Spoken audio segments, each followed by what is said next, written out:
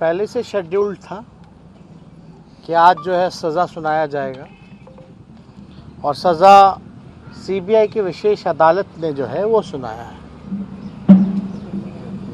अदालत के फैसले पे हम कोई टिप्पा टिप्पणी नहीं करेंगे, बल्कि हमने पूर्व में भी ये बोला था कि जो भी न्यायालय का फैसला है उसका पालन होना चाहिए।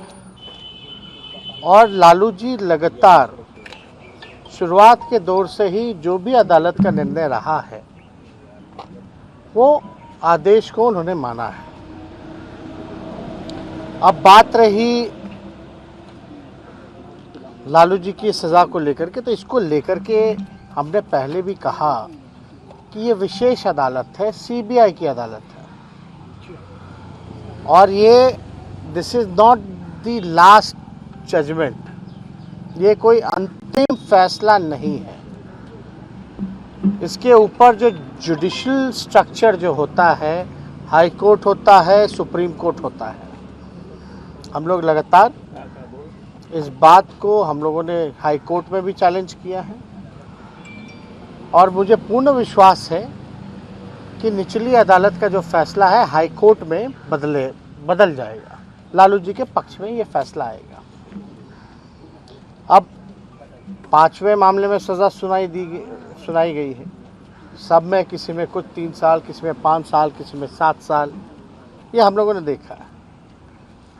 लेकिन सीबीआई या ईडी या इनकम टैक्स जो इंस्टीट्यूशन हैं, उन लोग लगातार जो है एक मामले को उन्होंने स्प्लिट किया। केस मुकदमा एक ही है, कॉन्स्पिरेसी का चार्ज है और 6 मामले अलग अलग बनाए गए, जो कि देश में इतिहास में पहली बार ऐसा हुआ। हम तो बोल रहे जब से आज़ादी हुई तब से ऐसा फैसला हुआ ही नहीं कभी, फिर भी हम लोग जो आदेश का पालन हम लोग करते हैं। लेकिन आप ये देखिएगा कि आज़ादी से अब तक चारा घोटाला, हम कहते कि अब तो सज़ा हो गई, भूल जाइए। और घोटाले कौन कौन से भाई? कितने घोटाले हुए देश में? अरे देश की छोड़िए, बिहार में बताइए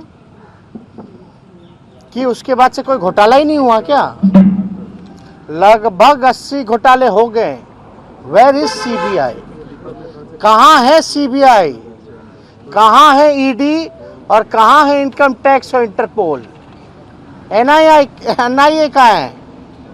हम तो पूछना चाहते कहाँ है भाई? कितनी तेजी! और देश में केवल एक ही नेता, एक ही घोटाला। गजब की एजेंसी है भाई, पीठ थपथपा रही है। ये तो तोता का काम करती है, इसमें तो हमको बोलने की जरूरत नहीं है। लालू जी थोड़े से क्या सक्रिय हुए बेचारे।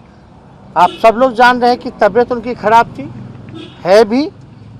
वो तो राष्ट्रीय अधिवेशन था तो उसमें उनको रहना ही था। थोड़ी सी क्या सक्रियता हुई।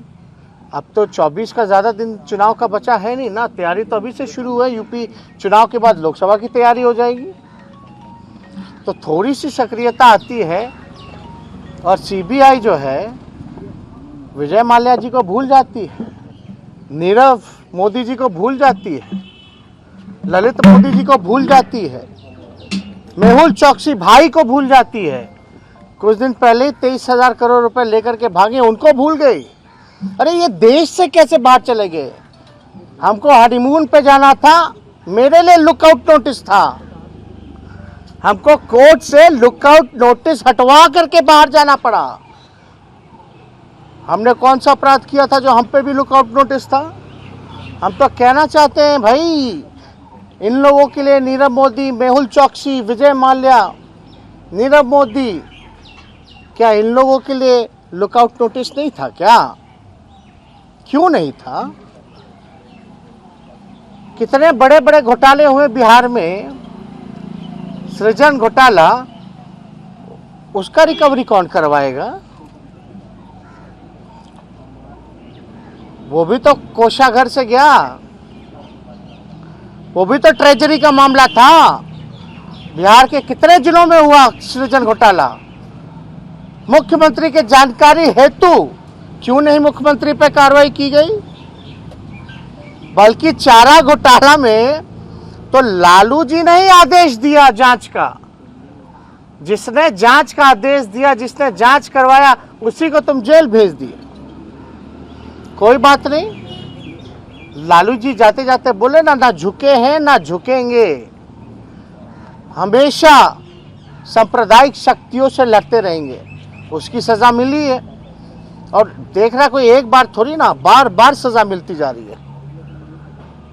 लोग को लग रहा भाई किस बात का बार बार एक ही आदमी पे सजा सुनाई जा रही है, और जो यहाँ 80 घोटाला करके बैठा, सृजन महाघोटाला महापाप करके बैठा बालिका गृह वाला, उन लोगों पे कोई कार्रवाई नहीं होती।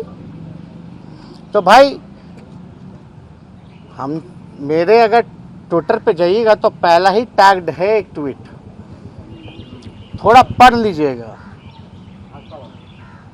आज भाजपा के खिलाफ, सांप्रदायिक शक्तियों के खिलाफ देश में कोई नेता नहीं बोलता है जहां लालू जी बोल रहे हैं, लड़ रहे हैं। अगर बीजेपी से हाथ मिला लेते लालू जी तो शायद राजा हरिश्चंद्र कहलाते। आज भाजपा और आरएसएस इन लोगों से लड़ाई लड़ रहे हैं तो भाई सजा काट रहे हैं। तो लालू जी डरने वाले हैं क्या, या हम लोग कोई डरने वाले हैं क्या? लालू जी का साथ जो हो रहा है देश की जनता और बिहार की जनता देख रही है।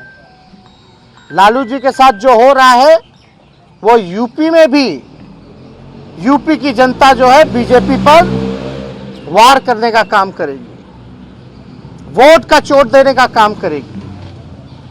लोग को लगता है कि लालू जी को जेल भेज देने से लालू जी कमजोर हो जाएंगे, पार्टी नस्तानाबूद हो जाएगी। बिहार की सबसे बड़ी पार्टी निकल के आई, आरजेडी सरकार बना चुके थे महागठबंधन। ये तो कुछ बेईमानी कर करके इन लोग आ गए थे, तो लालू जी तो और मजबूत हुए, पार्टी मजबूत हुई।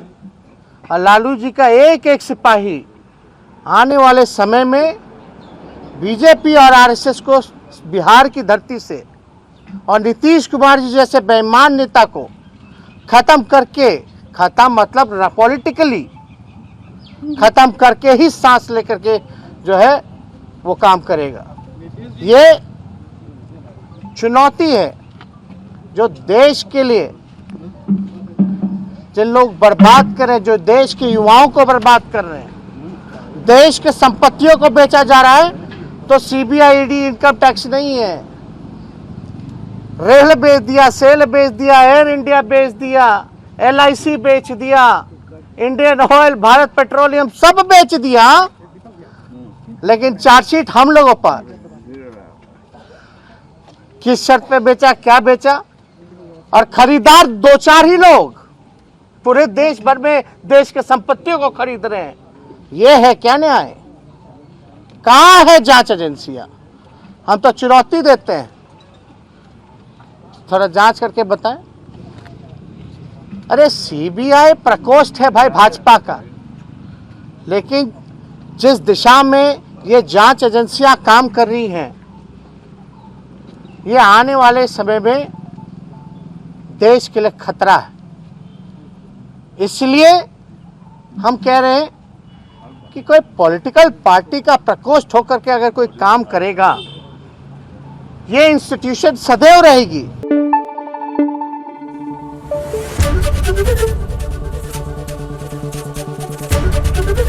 ABP न्यूज आपको रखे आगे।